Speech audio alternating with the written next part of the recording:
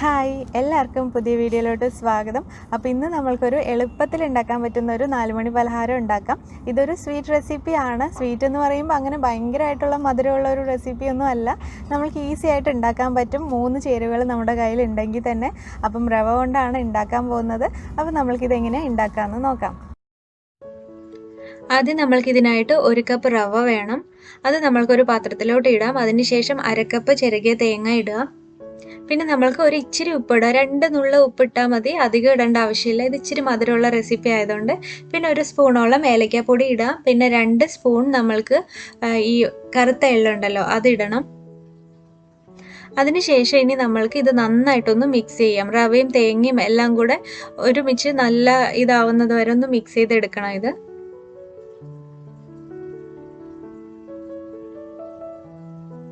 നല്ലോണം മിക്സ് ചെയ്തതിന് ശേഷം ഇനി നമ്മൾക്ക് സ്റ്റൗ ഓൺ ചെയ്യാം. സ്റ്റൗ ഓൺ ചെയ്തിട്ട് മീഡിയമിൽ തന്നെ വെക്കണം. നമ്മൾക്ക് കൂടുതലായിട്ട് വെക്കരുത്. മീഡിയം ലോ ഫ്ലെയിമിൽ വെച്ചിട്ട് നന്നായിട്ടൊന്ന് ഇളക്കി കൊടുക്കുക. ഇത് ബ്രൗൺ കളർ ആവരുത്. നമ്മൾക്കൊന്ന് എന്താ പറയുന്നത്, ഇതിനകത്ത് നിന്ന് ഇങ്ങനെ ആവി വരുന്ന ആ ഒരിടം വരെയാണ് നമ്മൾക്കിങ്ങനെ വറുത്ത് കൊടുക്കേണ്ടത്, എന്ന് വെച്ചാൽ ഇളക്കി കൊടുക്കേണ്ടത്. ആവി വന്നു കഴിയുമ്പോൾ നമ്മൾക്ക് ഇതിലോട്ട് പഞ്ചസാര ഇടാം. ഞാനൊരു 1/4 കപ്പും പിന്നെ ഒരു 2 ടേബിൾ സ്പൂൺ എക്സ്ട്രാ കൂടെ ഇടുന്നുണ്ട്. അത്രയും മധുരം എനിക്ക് കറക്റ്റ് ആയിരുന്നു. അപ്പം നിങ്ങൾക്ക് മധുരം അഥവാ കൂടുതൽ വേണമെങ്കിൽ കൂടുതൽ ഇടാൻ കുഴപ്പമൊന്നുമില്ല. 1/2 കപ്പ് വരെ മാക്സിമം, 1 കപ്പ് റവയ്ക്ക് 1/2 കപ്പ് വരെ മാക്സിമം ഇടാം. പക്ഷെ അത് ഒരുപാട് മധുരമായി പോവും. അതുകൊണ്ട് ഞാൻ 1/4 കപ്പും പിന്നെ കുറച്ച് 2 ടേബിൾ സ്പൂണും കൂടെ എക്സ്ട്രാ ഇടുന്നുള്ളൂ.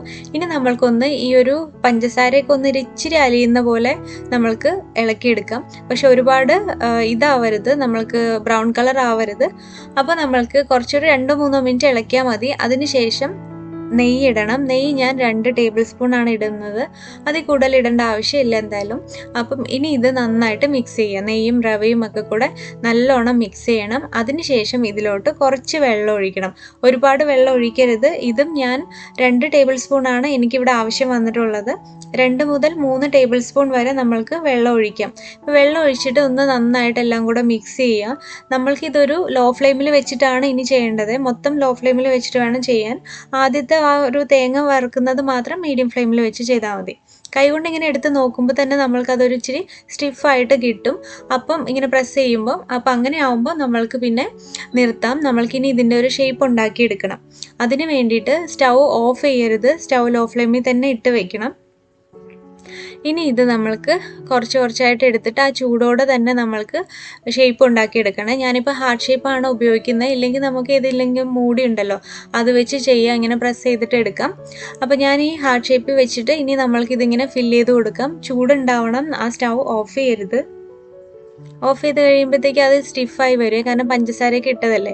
അപ്പോൾ ഇത് തണുക്കും തോറും പെട്ടെന്ന് സ്റ്റിഫായിട്ട് കിട്ടും.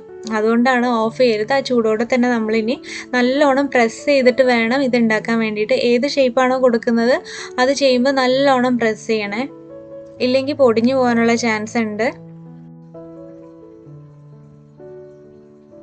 അപ്പോൾ ഇത് നല്ലോണം പ്രസ് ചെയ്തതിന് ശേഷം ഇങ്ങനെ പതുക്കെ അടർത്തി എടുത്താൽ മതി. ഒരുപാട് ധൃതി പിടിച്ചിട്ട് ഇങ്ങനെ അമർത്തി എടുക്കരുത്. കുറച്ച് നേരം കഴിയുമ്പോഴേക്കും സ്റ്റിഫ് ആയിക്കോളും, കുഴപ്പമില്ല. എന്നാലും സ്റ്റാർട്ടിങ്ങിൽ നമ്മൾ ചെയ്യുമ്പോൾ കുറച്ച് പതുക്കെ വേണം ചെയ്യാൻ വേണ്ടിയിട്ട്, ഇല്ലെങ്കിൽ പൊടിഞ്ഞു വരാനുള്ള ചാൻസ് ഉണ്ട്.